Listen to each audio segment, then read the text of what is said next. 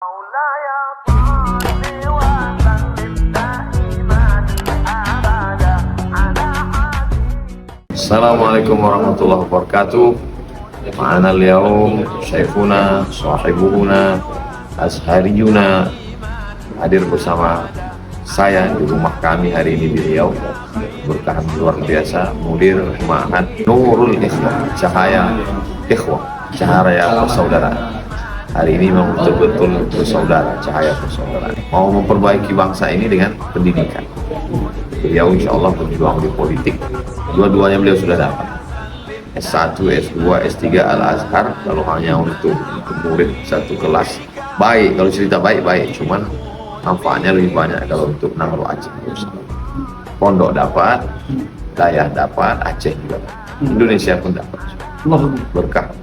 شكرا موفق. شكرا استاذ بارك الله فيكم Insya Allah. بارك الله.